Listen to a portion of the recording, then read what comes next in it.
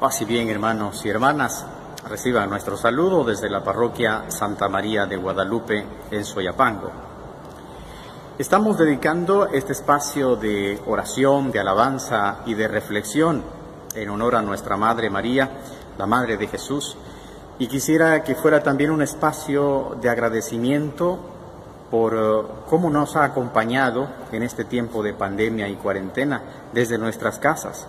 A través del Santo Rosario vamos experimentando tanto consuelo, tanta cercanía de la presencia de Dios en cada una de nuestras familias. Por eso el objetivo de la reflexión en este espacio es sobre los dogmas marianos dentro de la Iglesia Católica. Y lo vamos a hacer guiados por la palabra de Dios, guiados por la enseñanza de la Iglesia y guiados por la devoción que tantos santos y santas han tenido de ella a través de toda la historia. Por eso quisiera empezar con una frase de San Maximiliano Kolbe, el fraile franciscano que estando en los campos de concentración dio su vida a cambio de la de un compañero suyo. Y él decía respecto a María: nunca tengan miedo de amar demasiado a María. Jamás podrás amarla más que Jesús. Este quisiera que fuera el objetivo de nuestra reflexión: hacer crecer nuestro amor a María, sabiendo que al hacerlo, hacemos lo mismo que hizo Jesús. Jesús amó a su madre, y si después, allá en el Calvario, nos hizo el regalo de entregárnoslas a nosotros, a sus discípulos, a su iglesia como madre, tenemos la obligación filial de amarla como Él la amó. Esta es la tarea, me parece a mí, de todo buen hijo. Leemos en el Evangelio de San Juan, capítulo 19, versículo 26. Jesús, viendo a su madre y junto a ella al discípulo a quien amaba, dijo a su madre: Mujer, allí tienes a tu hijo. Luego dijo al discípulo: Allí tienes a tu madre. Y desde aquella hora el discípulo la acogió en su casa. Palabra del Señor. Gloria a ti, Señor Jesús. Lo que hizo el discípulo amado de llevarse a su casa a María como madre es lo que nos corresponde a cada uno de nosotros. Desde este momento inicia la devoción mariana. María debe tener un lugar especial en nuestra casa, en la casa de nuestro corazón, en la casa de nuestro hogar, de nuestra familia, en la casa de Dios, que es su iglesia. Nuestra devoción y amor a María expresa que ella ocupa efectivamente un lugar especial en nuestra casa. El Catecismo de la Iglesia Católica, en el número 88, afirma que los dogmas son verdades contenidas en la revelación divina o que tienen con ella un vínculo necesario. Los dogmas no se establecen primero y luego se proponen a la fe y devoción de los fieles, sino al revés. Son los fieles, es el pueblo de Dios que va experimentando una fe viva en las verdades reveladas. Las va comprendiendo cada vez más y lo va transmitiendo a través de la devoción popular y el culto. Y esto es posible gracias a lo que el mismo Catecismo nos afirma en el número 91. Nos dice: todos los fieles tienen parte en la comprensión y en la transmisión de la verdad revelada. Han recibido la unción del Espíritu Santo que los instruye y los conduce a la verdad completa. Y la Iglesia nos enseña esto basado en lo que Jesús nos dijo en el Evangelio de San Juan, capítulo 16, versículo 13. Cuando venga Él, el Espíritu de la verdad, los guiará hasta la verdad plena. Y el mismo apóstol San Juan, en la primera carta, capítulo 2, versículo 20, les enseña a toda la comunidad: ustedes han recibido la unción del Espíritu y todos tienen la verdadera sabiduría. Si conservan en su corazón lo que oyeron desde el principio, también ustedes permanecerán con el Hijo y con el Padre. Y esta es la promesa que Él nos hizo: la vida eterna. Podemos decir entonces que los dogmas de fe forman parte de esa profundización de la verdad revelada en Jesucristo, que la Iglesia, como cuerpo suyo, va haciendo en la historia. Al hablar sobre los dogmas marianos, más que hacerlos ahora mismo en sentido teológico estricto en cuanto a la formulación definitiva, quisiera que siguiéramos el camino que nos enseña San Maximiliano Kolbe, el camino del amor. El amor a María nace del amor que Jesús le tuvo a ella y el vínculo necesario que hay entre Jesucristo como la revelación definitiva de Dios y la elección de María en su encarnación. Seguiremos entonces lo que podríamos llamar el camino cristológico del amor mariano, porque bajo estos dos aspectos, Cristo y el amor, debemos colocar siempre nuestra devoción a María. Podemos preguntarnos entonces, ¿de dónde nace la devoción, el culto a María y por consiguiente los dogmas marianos? Brotan del amor a Jesús, que se extiende por consecuencia del amor a su Madre María. Es necesario ver entonces que al amar a María y rendirle el culto que se merece, estamos siendo fieles a Jesús y somos así verdaderos seguidores suyos, verdaderos cristianos. Podemos preguntarnos entonces, ¿puede haber un verdadero cristiano que no ame a María, su madre? ¿Que no ame a María como la madre de Jesús?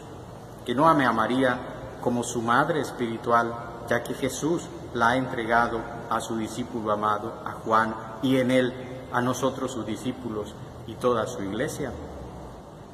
Creo que mucha de la discusión al respecto es por desconocimiento bíblico, pero sobre todo por no ver las cosas desde los ojos del amor, desde los ojos del corazón, que es con la mirada que mejor podemos ver lo esencial, lo profundo que hay en el misterio de Dios a la luz del Espíritu Santo. La devoción y el culto a María dentro de la Iglesia Católica entonces nace de contemplar la relación de amor que hay entre Jesús y su madre a lo largo de todo el proyecto de salvación. Todo lo que decimos de María lo hacemos al contemplar la grandeza del Hijo de Dios, que en su encarnación ha elegido a una mujer, ha elegido a María con una misión muy especial dentro de ese proyecto. Por eso, toda exaltación de María es a causa de su Hijo, en función de Él y su designio de salvación. La frase de María en Caná de Galilea es la que mejor expresa esto que decimos. María dice, hagan lo que Él les diga. Ella misma expresa en esta frase la conciencia que tiene de la misión, que es llevarnos a Jesús y que hagamos su voluntad. Leemos en el Evangelio de San Juan, capítulo 2, versículo 3. Se acabó el vino y la madre de Jesús les dice, no tienen vino. Jesús le responde, ¿qué quieres de mí, mujer? Aún no ha llegado mi hora. La madre le dice a los que servían, hagan lo que Él les diga. Una verdadera devoción mariana siempre nos tendrá que llevar a Jesús y querer hacer su voluntad. Si no es así, no es auténtica devoción y es un culto vacío. Quien es muy rezador o rezadora y ofrece novenas a la Virgen, quien hace visita cada año a la Ceiba de Guadalupe, se viste de indita, hace una larga fila y quizás se desvela en la noche por pasar frente a la imagen de nuestra Madre, quien pone un altarcito en su casa y le pone flores, pero no busca de la palabra de Dios, no busca de los sacramentos, no busca de la presencia real de Jesús en la hora santa, en la Eucaristía, no lo ve ni lo sirve en los más pobres y necesitados, esa persona practica un culto vacío y es una falsa devoción mariana, porque no es eso lo que María quiere de quienes le aman. Y es que María misma es ella la que nos enseña que todo lo hemos recibido gracias a Dios. Ella siempre fue consciente y agradecida por el don recibido y alababa a Dios por eso. Así lo encontramos en el canto del Magnificat, en el Evangelio de San Lucas, capítulo 1, versículo 48. Ella dice: me felicitarán todas las generaciones. Pero inmediatamente dice la razón: porque el poderoso ha hecho grandes cosas por mí. Su nombre es santo. Leemos el versículo 46. Mi alma canta la grandeza del Señor. Mi espíritu se alegra en Dios mi Salvador, porque se ha fijado en la humillación de su esclava. En adelante me felicitarán todas las generaciones, porque el poderoso ha hecho grandes cosas por mí. Su nombre es santo. Por esta razón, toda gracia, todo favor conseguido por intercesión de María es concedido por el mismo Dios, el único del que proceden todos los buenos. En este punto conviene puntualizar algo que ustedes ya conocen, pero que hay que insistir para purificar nuestra devoción popular. No es correcto decir María me hizo el milagro, o la Virgencita de Guadalupe me hizo el milagro, como tampoco no es correcto decirlo de ningún santo. Todas las gracias, todos los milagros, todos los favores son obrados por Dios por intercesión de María o de los santos. Porque ese es el papel asignado por Dios a los santos, y dentro de ellos, de una manera especial, la Santísima Virgen María. Sobre la comunión de los santos y su intercesión, lo proclamamos en el credo, y la Iglesia nos enseña esto en el Catecismo número 956. Por el hecho de que los cielos están más íntimamente unidos en Cristo, quienes están allá, consolidan más firmemente a toda la Iglesia en la santidad. No dejan de interceder por nosotros ante el Padre. Presentan por medio del único mediador entre Dios y los hombres, Cristo Jesús, los méritos que adquirieron en la tierra. Su solicitud fraterna ayuda pues mucho a nuestra debilidad. San Pablo expresaba ya esta relación y comunión que hay entre la Iglesia peregrinante y la Iglesia triunfante al estar unidos a Cristo. Nos dice San Pablo en Romanos capítulo 14, versículo 7. Ninguno vive para sí y ninguno muere para sí. Si vivimos, para el Señor vivimos.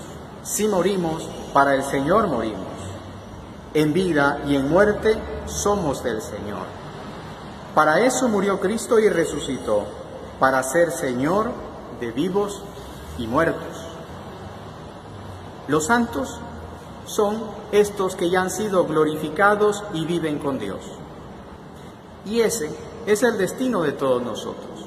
Pero mientras peregrinamos por este mundo, su intercesión nos ayuda a llegar hasta la presencia de Dios, de la cual ellos ya gozan, pero siempre a través del único mediador, Jesucristo el Señor, como lo enseña San Pablo en 1 Timoteo capítulo 2. No hay más que un solo Dios, no hay más que un mediador, Cristo Jesús, hombre él también, quien se entregó en rescate de todos. Después de haber visto cómo nacen los dogmas, es decir, el culto y la devoción mariana, pasemos ahora a conocer cuáles son los dogmas marianos. Vamos a conocer los 4 dogmas marianos acerca de la maternidad divina de María, su virginidad perpetua, la concepción inmaculada y su asunción. Estos 4 dogmas están fundados en lo que se cree acerca de Jesucristo. Todo lo que puede decirse de María está íntimamente ligado a lo que puede decirse de Jesús, que es el que ha dado la redención al mundo, ¿no? Es el que el Padre ha enviado y por obra del Espíritu Santo ha generado todo el proceso de la redención. Estas 4 verdades que vamos a decir en los dogmas marianos nos ayudan a comprender la obra de la salvación y el papel que María tuvo en ella. Empecemos con el primer dogma de la maternidad divina de María. Este dogma fue proclamado en el Concilio de Éfeso en el año 431 y afirma que María es la Madre de Dios. Y esta conclusión se desprende de considerar la unidad de la persona de Jesucristo, verdadero Dios y verdadero hombre. María es proclamada como Madre del Hijo de Dios encarnado. Su maternidad divina se realiza por la humanidad de Cristo. De este dogma se desprenden todas las demás afirmaciones que podemos hacer de María y su papel en la historia de salvación. En ella se cumplen las promesas de Dios a su pueblo. Por ella, Dios se hace hombre para redimirnos. Con ella, Dios derrama su Espíritu para todos los creyentes. Como vemos, decimos, en ella, por ella, con ella, y esto muestra su singular participación en el proyecto de salvación. Y por esa participación es que podemos llamarle con toda confianza la Madre de Dios y nuestra Madre María Santísima. Los evangelios son explícitos al dar siempre un lugar especial a María y lo hacen con el título de la Madre. Lo hemos visto nosotros en los textos evangélicos que hemos ido leyendo. La grandeza de María llega a tal punto que su disponibilidad y su apertura a Dios se hacen tan palpables. Al acoger al Salvador, incluso antes de su encarnación. A eso estamos llamados todos nosotros, como cristianos, a dar a luz a Cristo por la fe. María nos enseña a recibir y a dar a luz a Cristo. San Francisco de Asís, al meditar sobre la excelencia de la vida cristiana y la grandeza del papel de María en la obra de la salvación, él decía místicamente que todos somos hijos, todos somos esposos, hermanos y madres de nuestro Señor Jesucristo. Y decía, somos sus madres cuando lo llevamos en el corazón y en el cuerpo por el amor puro y la conciencia sincera. Y lo damos a luz por las obras santas que deben ser luz para los demás por el ejemplo. San Francisco así nos invita a imitar a María también en esto de acogerlo y de darlo a luz a los demás. El segundo dogma, la virginidad perpetua de María. Este dogma fue definido en el Segundo Concilio de Constantinopla en el año 553 y es un dogma que tiene tres componentes. Primero, María concibió a Jesús por obra del Espíritu Santo. Y este primer aspecto del dogma quiere decirnos que la encarnación de Jesús es una nueva creación de Dios. La divinidad se hace presente en la humanidad. Esta verdad está expresada en el Evangelio en palabras del mismo enviado de Dios, del ángel Gabriel. Leemos en Lucas capítulo 1, versículo 35. El Espíritu Santo vendrá sobre ti y el poder del Altísimo te cubrirá con su sombra. Por eso el que va a nacer será santo y le llamarán Hijo de Dios. Por lo tanto, María es siempre virgen porque concibe a Jesús por obra del Espíritu Santo. Segundo aspecto, la entrega que María hace a Dios de todo su ser. Nos enseña la consagración que María hizo de sí a Dios, una vida casta pero fecunda a favor del reino de Dios.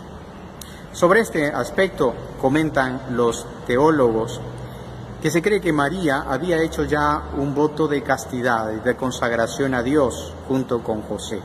Estaban prometidos, pero habría este proyecto de fondo. Y al reflexionar en el porqué, dicen, uno de los aspectos podría ser el hecho de que María se sorprenda cuando el ángel le dice, vas a dar a luz a un hijo. Y ellos dicen, cuando a una mujer que está próxima a casarse, se le anunciara que pronto va a ser madre, a lo mejor diría, evidentemente, que sí, y que eso es lo que desea, eso es lo que busca al querer establecer una familia con su esposo.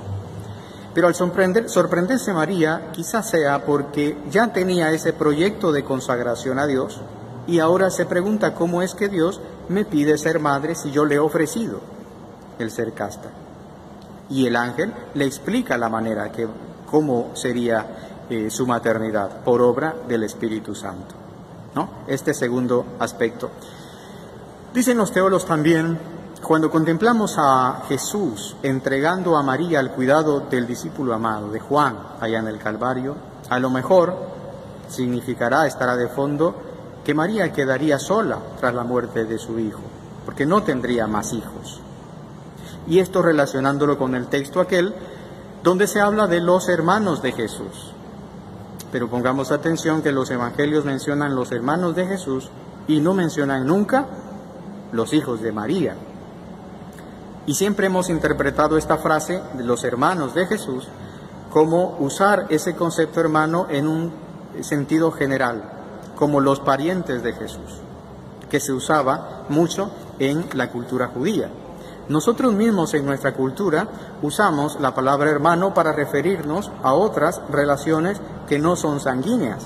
Por ejemplo, cuando decimos hermanos en la fe, hermanos de religión, o hermanos porque somos de un mismo país, hermanos porque pertenecen a una misma tribu. Entonces no se refiere a hijos de María, sino hermanos de Jesús en ese sentido mucho más amplio. En este sentido, María hace una entrega de todo su ser que la sostiene durante toda su vida. Y el último aspecto de este dogma es el parto virginal. Tiene una gran fuerza simbólica que representa la pureza en la que fue concebido y dado a luz el niño Jesús.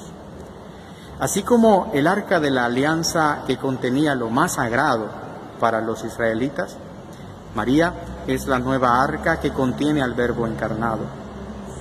Por estos aspectos es que podemos afirmar que María es pura antes, durante y después del parto. María es la siempre virgen porque es terreno fértil en todo momento. En María el cuerpo humano se convierte en el lugar donde habita el Espíritu de Dios. Ella nos enseña que somos templos de Dios y la importancia y la dignidad que tiene el cuerpo, no solo como instrumento de pecado, como se ha presentado muchas veces, sino sobre todo como instrumento para dar gloria a Dios. San Pablo nos exhorta en este punto. Los exhorto pues, hermanos, por la misericordia de Dios, a que se ofrezcan ustedes mismos como un sacrificio vivo, santo, agradable a Dios. Ese es el verdadero culto. María entonces realizó, al consagrar todo su ser al proyecto del reino de Dios, realizó ese verdadero culto que nos menciona San Pablo. El tercer dogma mariano es el dogma de la Inmaculada Concepción. Este dogma fue declarado el 8 de diciembre de 1854 por el Papa Pío IX. Esta definición sostiene que María, por ser la madre del Redentor, fue enriquecida con una gracia especial que estuviera a la medida de su misión. La Sagrada Escritura nombra a María como la llena de gracia. Esto es posible si fue redimida antes de su concepción. Dios la hizo toda santa desde su concepción. Este es el don especial al que María respondió, abriéndose completamente a Dios y especialmente disponiendo todo su ser para ese proyecto que Él le tenía reservado. Este aspecto de María nos enseña hacia dónde estamos llamados todos nosotros, a ser plenamente humanos, dueños de nosotros mismos y abiertos a Dios, que nos redime y nos transforma desde nuestras realidades de pecado, con su gracia que siempre es mayor que nuestras debilidades. El saludo del ángel y el saludo de Isabel son testimonios evangélicos de esta verdad de fe iluminada. El ángel le dice de parte de Dios: alégrate llena de gracia. Si está llena de gracia, entonces es que no hay espacio para el pecado en ella. Y solo es posible por una gracia especial de Dios concedida en previsión de su misión. Leemos en el Evangelio de San Lucas, capítulo 1, versículo 28. Entró el ángel a su presencia y le dijo: alégrate llena de gracia, el Señor está contigo. Isabel, también llena del Espíritu Santo, es decir, hablando de parte de Dios, le expresa la singularidad que ella tiene en relación a todas las mujeres. Lucas 1:41 dice: Isabel quedó llena del Espíritu Santo y exclamó a gritos: bendita tú entre las mujeres y bendito el fruto de tu vientre. ¿Quién soy yo para que la madre de mi Señor venga a verme? Los franciscanos también hemos tenido siempre una especial devoción a la Santísima Virgen María bajo este aspecto. El gran teólogo franciscano, fray Juan Duns Escoto, lo hizo desde sus escritos. Muchos otros frailes sencillos mostraban su devoción vistiendo un hábito azul. Por eso, aquí en El Salvador tenemos el santuario de San Antonio del Monte, en Sonsonate, y verán que su hábito es azul.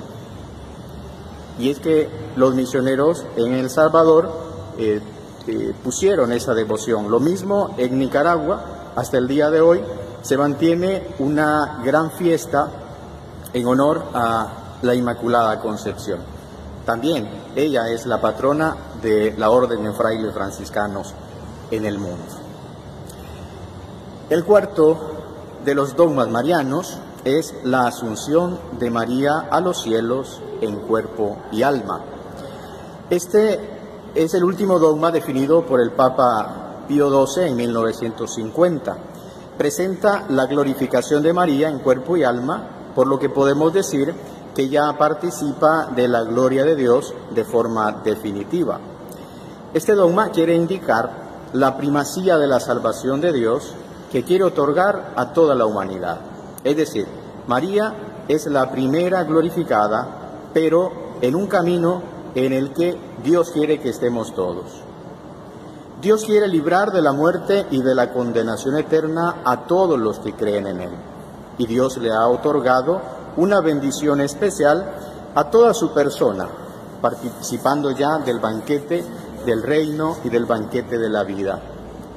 La devoción mariana en general refiere a María la señal que apareció en el cielo, que menciona el libro del Apocalipsis en el capítulo 12. Leemos: una gran señal apareció en el cielo, una mujer revestida de sol, la luna bajo sus pies, y en la cabeza una corona de 12 estrellas. El inicio lleno de gracia, una misión entregada completamente al reino de Dios, tendría que tener este final: estar en presencia de Dios junto con su Hijo. Cada dogma nos dice que María es una persona humana como nosotros, pero muy especial en su misión. Nos invita a valorar nuestra humanidad con todos los dones que Dios nos ha regalado, ya que es desde allí donde descubriremos nuestra misión especial en esta vida, en su Iglesia, para el trabajo del reino de Dios. Esto es posible si, como ella, estamos atentos a la palabra de Dios, si se acoge con disponibilidad las invitaciones del Espíritu Santo y se responde generosamente disponiendo todo nuestro ser para dar un sí como el que ella dio. Con todo esto quisiera, hermanos y hermanas, iluminar a la luz de la palabra de Dios, y que el Espíritu Santo nos siga iluminando como Iglesia, y que podamos invocar con toda confianza a María como nuestra Madre, como la Madre de Dios, y estemos seguros de su intercesión amorosa para continuar nuestra misión. Gloria al Padre, al Hijo y al Espíritu Santo, como era en el principio, ahora y siempre, por los siglos de los siglos. Amén. Bendita sea tu pureza, y eternamente lo sea, pues todo un Dios se recrea en tan graciosa belleza. A ti, celestial princesa, Virgen Sagrada María, yo te ofrezco alma, vida y corazón. Mírame con compasión y no me dejes, Madre mía. Amén. Paz y bien.